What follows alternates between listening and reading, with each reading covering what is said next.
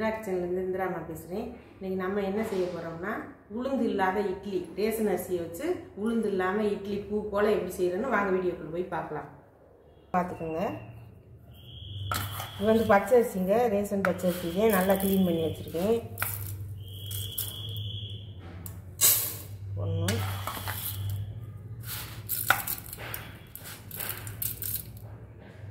1 2 அளந்து தான் வச்சுருக்கிறேன், இருந்தாலும் உங்களுக்கு அளந்து காமிக்கிறேன்.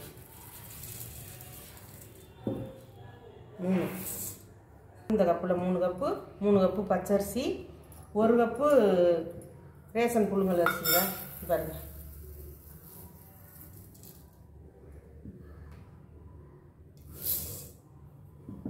மூணு கப்பு பச்சரிசி ரேஷன் பச்சரிசி, 1 கப்பு ரேஷன் புழுங்கல் அரிசி, 3 கப்பு வெள்ளை அவல், கெட்டி அவல் எடுத்துருக்கேன். இப்போ வாங்க அதை நல்லா கழுவி ஊற வச்சுக்கலாம். அரைக்கும் போது என்னெல்லாம் சேர்த்து அரைக்கிறேன்னு உங்கள்கிட்ட சொல்கிறேன். இப்போ பாருங்கள், நல்லா ஒரு 5 வாட்டி கழுவி தேய்ச்சி நல்லா உலச்சி கழுவி எடுத்துகிட்டு வந்தாச்சு. பைப் தண்ணியில் தான் கழுவி எடுத்துருக்கேன். இந்த மாதிரி நல்லா வெள்ளையாக கழுவி எடுத்துருங்க. அதே மாதிரி இதே 3 வாட்டி வாஷ் பண்ணியாச்சு. டக்குன்னு ஊற வச்சிடாமல் கரைக்காமல் அப்படியே லைட்டாக கழுவி எடுத்து அந்த அழுக்கெல்லாம் எடுத்துருங்க. இப்போ வந்து நல்ல தண்ணி ஊற்றி ஊற வச்சுக்கலாம்.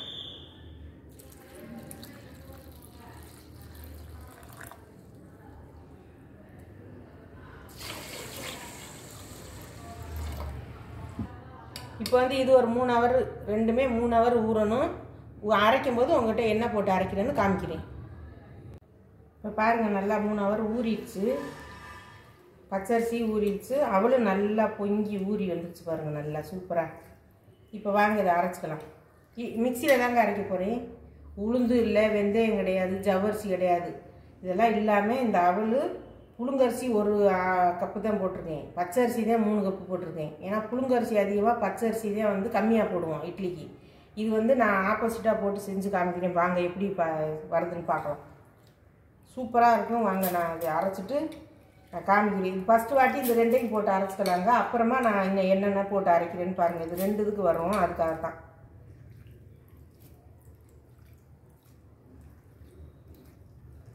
அந்த நான் சேர்க்கக்கூடிய சாமான்லாம் வந்து லாஸ்ட்டாக சேர்க்கும்போது காமிக்கிறேன். இதில் இந்த தண்ணியை ஊற்றிக்கலாம். இட்லிக்கு கொஞ்சம் கெட்டியாக அரைச்சிக்கோங்க, ரொம்ப தண்ணி இல்லாமல். இந்த மாதிரி அரைச்சிக்கோங்க, ஊற்றிக்கலாம். இப்போ தான் நம்ம வந்து இப்போ கவனமாக பார்த்துக்கோங்க, நான் அம்மா என்னென்ன சேர்க்குறேன்னு.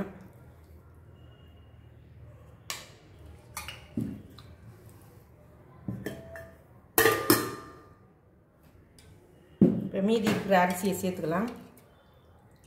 இப்போ எல்லோரும் கவனமாக பார்த்துக்கோங்க என்னென்ன அம்மா சேர்க்குறேன்னு. இட்லிக்கு உளுந்து, வெந்தயம், ஜவ்வரிசி எதுவுமே போடலைங்க. பச்சரிசி, புழுங்கல் அரிசி, அவல். அதுக்கு இந்த உப்பி வர்றதுக்கு நான் என்ன சேர்க்குறேன்னு பாருங்கள். இட்லி நல்லா பஞ்சு மாதிரி வெள்ளையாக வர்றதுக்கு.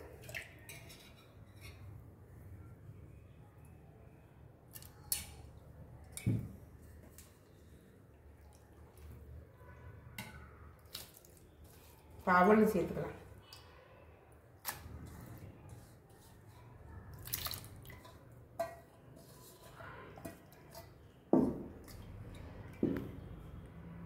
தேவையான அளவு கல் உப்புங்க. எல்லா மாவுக்கு சேர்த்து ஒரு 1.5 ஸ்பூன் கிட்ட போட்டுடலாம். இப்போ வந்து கப் எடுத்துக்கிட்டு இப்போ பாருங்கள், 1 கப்பு தேங்காய் பூங்க, நல்லா ஃப்ரெஷ் தேங்காய் திருவி போட்டுருங்க. அந்த கருப்பு அந்த ஓடு அந்த சிவப்பு சிவப்பாக இருக்குமே அதெல்லாம் இல்லாமல் போடுங்க. அப்போ இட்லி வந்து ஒயிட்டாக வரும். தேங்காய் பூ போட்டாச்சு. இப்போ வந்து இதுக்கு வந்து நம்ம தேங்காய் எண்ணெய் தாங்க ஊற்றணும். இந்த சின்ன கரண்டி ஸ்பூன் கணக்கு,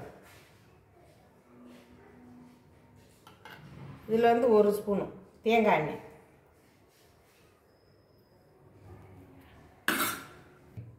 தேங்காய் எண்ணெய் தான் ஊற்றிருக்கிறேன். தேங்காய் பூவோட தேங்காய் எண்ணெய் ஒரு ஸ்பூன் ஊற்றிடுங்க.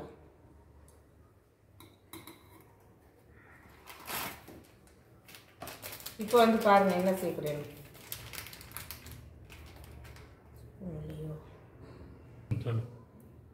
இங்கே பாருங்கள், ஈஸ்ட் வந்து ஒரு இப்படி பிடிச்சோம்னா ஒரு 3 சிட்டிக்கை தான் இருக்கும், அந்த அளவு ஈஸ்ட்டு. 3 சிட்டிக்கை ஈஸ்ட்டு. இது போட்டு நல்லா அரைச்சிட்டு வந்துடலாம் வாங்க நைஸாக. இப்போ வாங்க லாஸ்ட் இதுவும் அரைச்சாச்சு பாருங்கள், சூப்பராக வெள்ளையாக இருக்கு பாருங்கள். இது அப்படியே சேர்த்துடலாம் அந்த மாவோட. நல்லா நைஸாக தாங்க அரைக்கணும், இந்த மாதிரி நைஸாக அரைச்சிக்கணும்.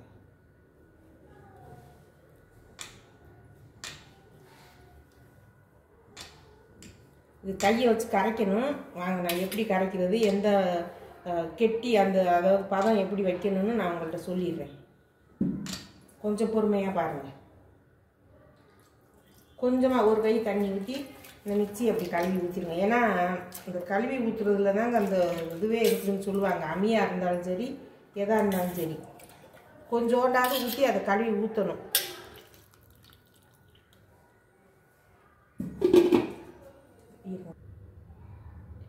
ரெண்டே 2 சிட்டிக்கை பேக்கிங் சோடாங்க, 3 சிட்டிக்கை வந்து ஈஸ்ட்டு, 2 சிட்டிக்கை பேக்கிங் சோடா. இதுதான். இதை வந்து நம்ம கை வச்சு கலந்து விட்டுக்கலாம். கலந்துட்டு நான் காமிக்கிறேன் இருங்க, எந்த மாதிரி இட்லி மாவுக்கு பதம் இருக்கணும்ட்டு. இப்போ பாருங்கள், இந்த மாதிரி நல்லா அடிச்சு கலக்கி விட்டுருக்கோம். ஏன்னா உளுந்து வெந்தயம் நம்ம ஜவ்வரிசியெல்லாம் சேர்க்கலை, அதனால கொஞ்சம் நல்லா அப்படி அடித்து கலந்து வச்சோம்னாத்தே நல்லா புளிக்கும். பச்சரிசி தான் நிறைய சேர்த்துருக்கோம், புழுங்கரிசி ஒரே 1 கப்பு தான் சேர்த்துருக்கோம். 3 கப்பு அவல், 3 கப்பு பச்சரிசி, ஒரே 1 கப்பு தான் புழுங்கலரிசி. அதுவும் எல்லாமே பச்சரிசி புழுங்கரிசி ரேஷன் அரிசி தான் போட்டிருக்கேன். 1 கப்பு தேங்காய் பூ. பாருங்கள் எவ்வளோ வெள்ளையாக இருக்குதுங்க. மாவு வந்து இங்கே இருங்க, இந்த பக்குவத்தில் இருக்கணுங்க மாவு. அதாவது பனியார மாவு தோசை மாவு பதம் இல்லாமல் கொஞ்சம் கெட்டியாக இருக்கணும். அவ்வளோதாங்க. அதாவது நான் கிரைண்டரில் அரைச்சே உங்களுக்கு வந்து இப்போ உளுந்து போட்டு அரைச்சி இட்லி வரலன்னு, இட்லி சுமாராகத்தே வந்துருக்கு, கல்லாக இருக்குன்னு ஒரு சிலர் சொல்கிறீங்க. நான் உளுந்தே சேர்க்காம மிக்சியில் வந்து மாவு அரைச்சி உங்களுக்கு இட்லி செஞ்சு காமிக்கிறேன், வாங்க பார்க்கலாம். அவ்வளோதாங்க, மாவு புளிக்கட்டும், அப்புறம் பார்ப்போம்.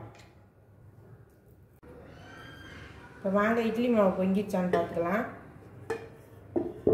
ஓரளவுக்கு தாங்க உப்பி வந்திருக்குது, 2 ஹவர் தான் ஆகுது. ஏன்னா உங்கள்கிட்ட ஊற்றி காமிச்சிடலான்ட்டு. நீங்கள் வேணுன்னா கூட கொஞ்சம் புளிக்க வச்சிங்கன்னா உப்பி வந்துடும். ஆனால் இதுவே நல்லாயிருக்கும் பாருங்கள். இது தேங்காய் எண்ணெய் கொஞ்சோண்டு ஊற்றிருக்கேன். தேங்காய் எண்ணெய், நல்லெண்ணெய், நெய் எது வேணாலும் நீங்கள் தடவிக்கோங்க இட்லி தட்டில். நான் சூடாக ஊற்றிக்கலான்னு உங்கள் வீடியோக்காக நான் இப்போ உங்களுக்கு ஊற்றி காமிக்கிறேன். நாங்கள் நைட்டுக்கு தாங்க ஊற்றுவோம். இது கலக்கி விட்டுக்கோங்க.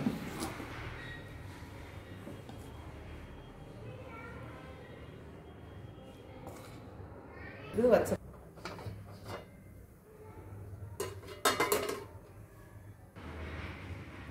இப்போ வாங்க வந்து பூண்டு சட்னிங்க. அதுக்கு பூண்டு சட்னிக்கு வந்து ஒரு சின்ன சின்ன காஞ்ச மிளகா தான், ஒரு 20-25 மிளகா காஞ்ச மிளகா எடுத்து வச்சுருக்கேன். என்கிட்ட சின்ன வெங்காயம் இல்லை, ஒரு பல்லாரி வெங்காயம் சின்ன வெங்காயத்தில் 2 வெங்காயம் கட் பண்ணி வச்சுருக்கேன். ஒரு லெமன் சைஸ் புளி எடுத்து வச்சுருக்கேன், அந்த சுத்தம் பண்ணிவிட்டு. பூண்டு வந்து ஒரு 30-35 பல் பூண்டு, ஒரு சின்ன கட்டி வெல்லம். வாங்க அதை எப்படி செய்யலான்னு பார்க்கலாம். இந்த மாதிரி ஒரு கடாய் வச்சுக்கோங்க, சூடாகிடுச்சு கடாய். கொஞ்சமாக ஒரு 1/4 ஸ்பூன் எண்ணெய் விட்டுக்கோங்க. நல்லெண்ணெய்ங்க, நல்லெண்ணெய் தான் இந்த சட்னிக்கு சேர்க்கணும்.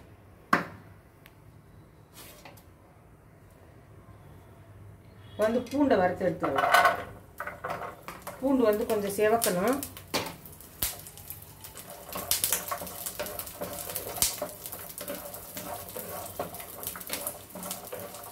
அடுப்பு கொஞ்சம் சிம்மில் வச்சுட்டு நல்லா செவக்க கற்றுக்கோங்க. செவக்க வறுவிட்டு செவக்கணும்னு சொல்கிறேன். கொஞ்சம் இது லைட்டாக அதாவது வதங்கிடுச்சுங்க. இப்போ வந்து இந்த வெங்காயம் இருக்கு இல்லையா, அதையும் அதில் சேர்த்துக்கலாம். இது ரெண்டும் சேர்ந்து கொஞ்சம் வதங்கட்டும், நான் எப்படின்னு காமிக்கிறேன் எடுக்கும்போது. இப்போ பாருங்கள், கொஞ்சம் நல்லா செவந்து வந்துடுச்சு பாருங்கள். எண்ணெய் நிறைய ஊற்றக்கூடாது, ஒரு 1/4 ஸ்பூன் நல்லெண்ணெய் ஊற்றி இந்த மாதிரி நல்லா வதக்கி எடுத்துக்கோங்க. இந்த சட்னி ரொம்ப சூப்பராக இருக்குங்க, பூண்டு சட்னி. சின்ன வெங்காயம் சேர்த்து செய்யணும், என்கிட்ட சின்ன வெங்காயம் இல்லை, சரி இருக்கிறத செஞ்சு காமிக்கலாம். நீங்கள் போடும்போது நீங்கள் செய்யும்போது சின்ன வெங்காயம் சேர்த்து செய்யுங்க. இப்போ இதை ஒரு தட்டுக்கு மாற்றிக்கலாம். இதெல்லாம் தெரியும் காமிக்க. இப்போ வந்து வரமிளகா சேர்த்துக்கலாம். என்கிட்ட காஷ்மீர் மிளகாய் இல்லை, தூள் தான் இருக்குது. நான் அரைக்கும் போது போட்டுக்கலான்ட்டு வச்சுருக்கேன். முழுசு மிளகா காஷ்மீர் மிளகாய் இல்லை, என்கிட்ட தீர்ந்துருச்சு. இப்போ இதையும் லைட்டாக வறுத்துக்கலாங்க. லைட்டாக தான் எண்ணெய் ஊற்றணும். ஏன்னா எண்ணெய் கொஞ்சம் ஊற்றி வறுத்தோம்னா அந்த காரம் தெரியாது, அந்த நெடி போதும்.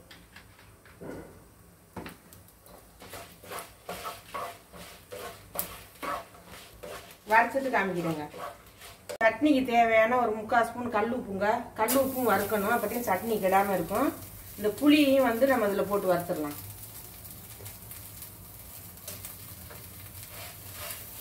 வறுத்துட்டு நான் அரைக்கும் போது காமிக்கிறேங்க. இது வறுபட்டு இருந்துங்க, சட்டி சூடாக தான் இருக்குது. இப்போ வந்து இந்த காஷ்மீர் மிளகா ஒரு 3/4 ஸ்பூன் போட்டுக்கலாம். தூள் கலருக்காகத்தான் இருக்குது சட்னி. இதை லைட்டாக அப்படி கிண்டி விட்டுருங்க. இப்போ இது ஆறட்டும். இதுக்கு வந்து தண்ணி ஊற்றி அரைக்கக்கூடாதுங்க. அதனால எண்ணெய் தான் ஊற்றி அரைக்கணும். நான் எப்படி எந்த அளவில் ஊற்றணும்னு நான் உங்கள்கிட்ட சொல்லி காமிக்கிறேன். வாங்க, இப்போ இது வந்து நல்லா ஆறிடுச்சு. நம்ம இந்த ஜாரில் சேர்த்துக்கலாம்.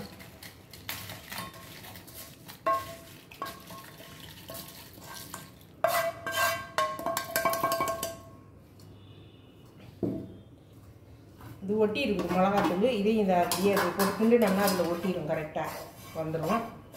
ஏன்னா மிளகானா அது ஒட்டாது. இதுக்கு மிளகாத்தூள் போட்டதுனால அந்த கார வாசனை போகிறதுக்காக நான் அதில் போட்டு கிண்டி விட்டேன். இதை சேர்த்துடலாம்.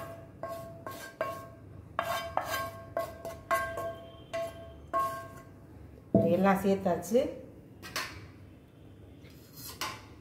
இந்த ஒரு துண்டு வெள்ளை எடுத்து வச்சோம் இல்லைங்களா, அதை நம்ம அதில் சேர்த்துடலாம். இப்போ சேர்க்க வேண்டியெல்லாம் சேர்த்தாச்சு. இப்போ நம்ம எண்ணெய் மட்டும்தான் ஊற்றணும்.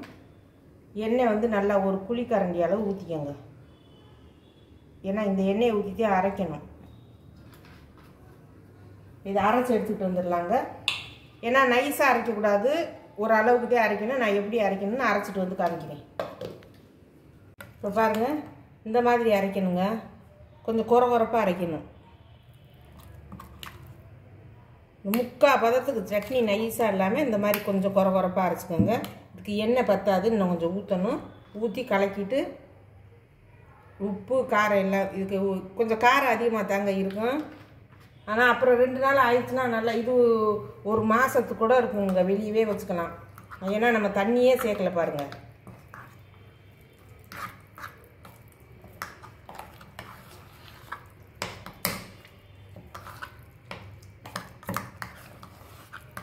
இந்த சட்னி ரொம்ப சூப்பராக இருக்குங்க இந்த இட்லிக்கு வந்து. இப்போ இதில் எடுத்து போட்டுக்கலாம். இது பாட்டிலில் போடணும். நான் இப்போ உங்கள்கிட்ட காமிக்கிறதுக்காக நான் அந்த கிண்ணத்தில் போடுறேன். நான் அப்புறமா எடுத்து பாட்டிலில் வச்சுருவேன், ஸ்டோர் பண்ணி.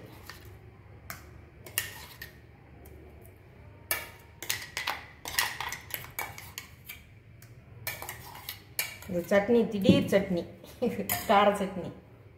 இன்னும் கொஞ்சம் எண்ணெய் ஊற்றிக்கிறேன். கொஞ்சம் எண்ணெய் தாங்க செலவாங்க. உடம்புக்கு நல்லெண்ணெய் ரொம்ப நல்லது இந்த காரத்துக்கு.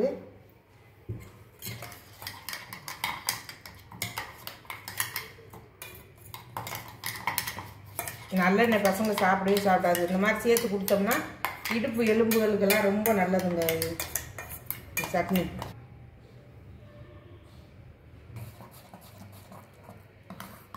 பாருங்க, இந்த அளவுக்கு எண்ணெய் ஊற்றிடுங்க. எண்ணெய் வந்து இது மேலே நிற்கணும், அப்போதே இந்த இது கெடாது. தண்ணியே சேர்க்கக்கூடாதுங்க சுத்தமாகவே. அதுக்கே உப்பை கூட நம்ம வறுத்து நம்ம வந்து அரைக்கிறோம். பூண்டு சட்னி ரெடி ஆயிடுச்சு, பூண்டு கார சட்னி.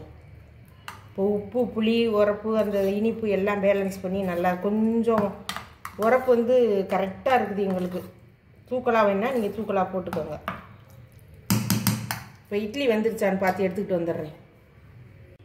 இப்போ பாருங்கள், நம்ம உளுந்து இல்லாத இட்லி வந்து ரெடி ஆயிடுச்சு. சூப்பராக வந்துருக்குது பாருங்கள். இன்னும் கொஞ்சம் மாவு புளிச்சதுன்னா இன்னும் நல்லா சாஃப்டாக இருக்குங்க. இதுவே நல்லா சாஃப்டாக இருக்குதுங்க. இங்கே பாருங்கள், நல்லா சாஃப்டாக இருக்குது,